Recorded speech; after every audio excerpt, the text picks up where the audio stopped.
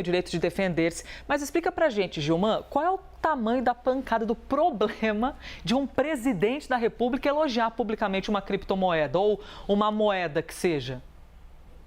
Muito legal. No último final de semana, Elisa, olha que curiosidade, eu participei de uma convenção aqui no Rio de Janeiro falando sobre isso. Eu queria até antecipar a minha fala, trazendo aqui uma explicação para a nossa audiência, tá?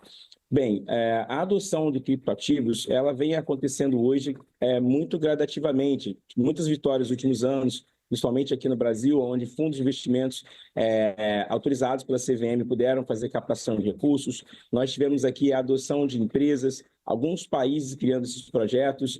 E aí eu conversei com o Francisco Carvalho, que é o presidente da Blockchain Rio, para entender um pouco mais e compartilhar com vocês algumas visões, né? O que o Milei fez? O Milei fez um projeto apoiado em blockchain e criptoativos? Não. O Milei pegou uma coisa, Elisa, chamada Memecoin, que é um projeto que basicamente não tem nada sólido. É uma brincadeira na internet que basicamente ela ganha força se alguma pessoa com muita influência falar sobre ela. Quando a gente olha para Bitcoin, Bitcoin é um projeto onde tem bancos centrais, países, empresas, fundos de investimentos, uma grande massa de investidores criando uma arquitetura em cima disso. A gente pode até aqui falar do Drex, que é um projeto do Banco Central, olhando um pouco para essa grande construção, que é a moeda digital do Banco Central do Brasil. Então, aqui no Bitcoin, você tem projetos, estruturas. O que o Milei fez é um memecoin. Um memecoin é o seguinte, olha, eu falo que isso vai subir, e se isso subir e tiver uma forte valorização, as pessoas que iniciaram com isso, e aí 8 pessoas ganharam mais, aproximadamente, algo em torno de 100 milhões de dólares, porque elas foram as maiores beneficiadas, porque elas tinham esse preço um pouco embaixo, e isso subiu. E aí, quando tem essa alta, quem tinha muito barato vendeu, e quem comprou caro ficou na desvalorização. E respondendo a Nossa. sua pergunta, por que isso atingiu o Milei? Porque ele é o presidente do país. E o comentário dele inflacionou o meme coin, e aí ele já tinha lá em 2021, Elisa, um problema um pouco parecido.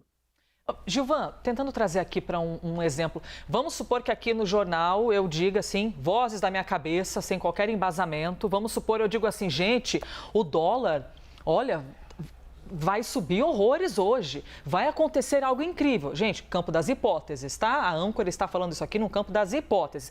Vai subir.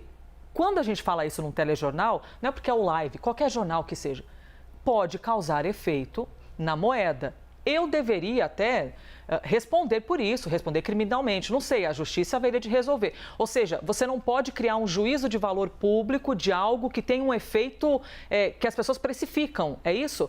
Onde é que eu quero chegar? O presidente argentino, ele pode ter que responder por isso? Olha, Elisa, ótima pergunta, porque eu vou abrir aqui um segundo caráter, que é a regulamentação. No mercado tradicional, a Comissão de Valores Imobiliários determina que qualquer comunicado tenha um aviso ao mercado.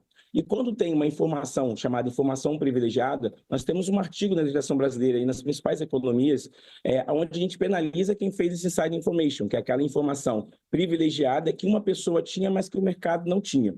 Uma outra variação aqui, Elisa, é uma coisa chamada front running, que é você correr na frente das pessoas. Mas essas são características do mercado tradicional, onde a gente tem aqui, e é engraçado, até falei isso nessa palestra, Elisa, que a gente fala mercado tradicional, onde a gente tem uma ampla legislação muito para proteger o pequeno investidor sobre esse tipo de acontecimento.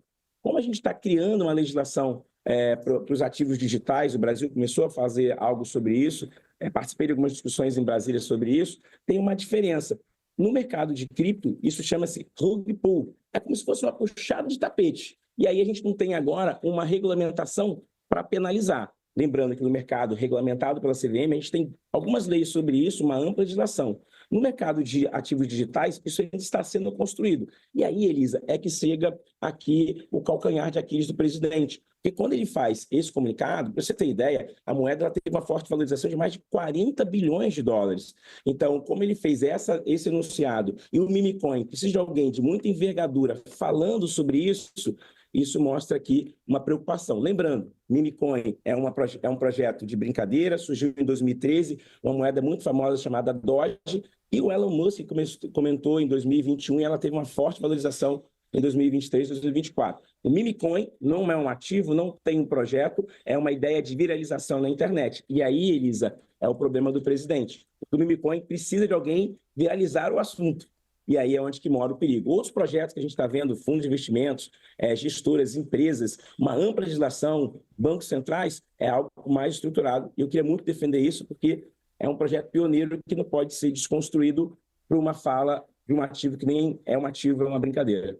Pois é. Esse lance da responsabilidade, para quem até não convive no mercado financeiro, o Gilvan é altamente especializado nisso. Isso assim, é uma parada muito, muito séria. Qualquer coisa que dê a entender que você lucrou em cima de uma informação privilegiada, isso é um BO gigantesco. Por isso que, quando o Javier Milei fez isso, a galera do mercado financeiro deve ter pensado, em nome de Jesus, o que está acontecendo na Argentina? Porque a polêmica é muito grande.